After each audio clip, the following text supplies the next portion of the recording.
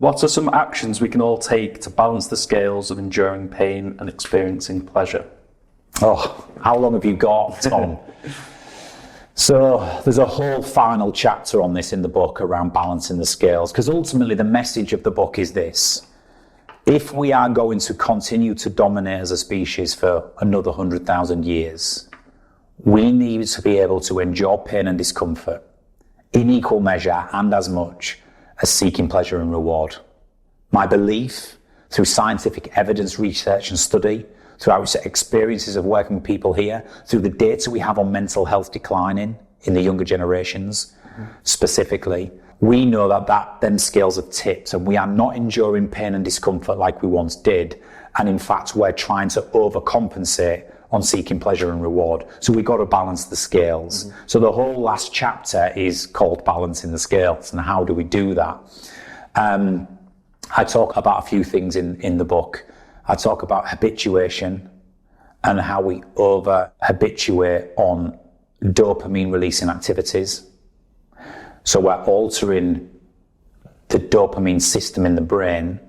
We're reducing our overall levels, which over time reduces our ability to experience the same level of pleasure that we once did from that activity, if that makes sense. And there's a lot of science that goes behind it and a lot of the environmental factors in modern day life that are triggering it and supercharging it.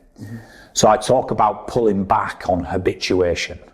The things, things that have a high addictive liability specifically. So high addictive liability is activities that trigger extreme amounts of dopamine in the brain, and therefore it feels amazing, so it becomes a high addictive liability. The likelihood of you becoming addictive is higher on these activities because of the way it engages with the brain. So examples of physical things would be substance abuse, like alcohol or drugs. They have a potent effect on the brain in terms of the hit you have. You can't experience anywhere else. So they have high addictive liability.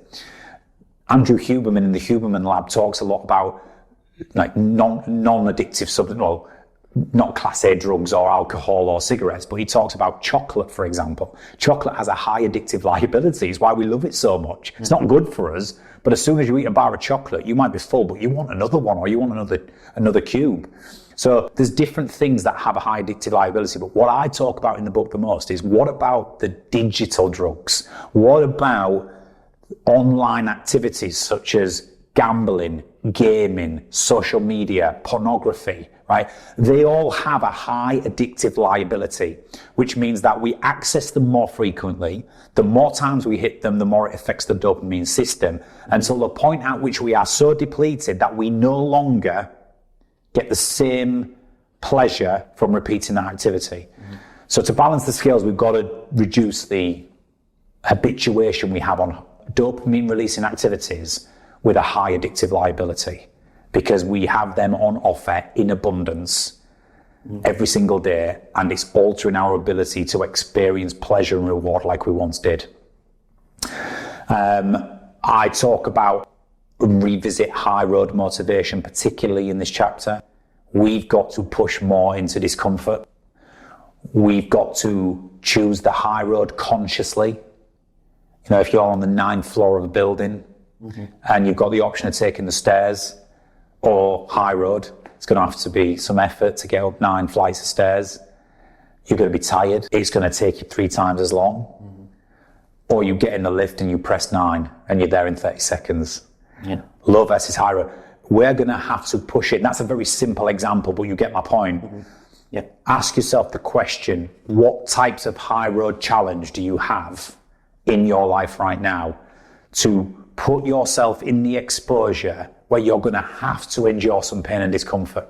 If we're going to get the balance right, we have to purposely push into that while dishabituating on the low road alternatives, especially those with high addictive liability. And there's many, many more elements I talk about, Tom, but I won't reveal the whole book. But it's getting people to think about their lifestyles, their routines, their choices, and going, am I achieving this balance or not?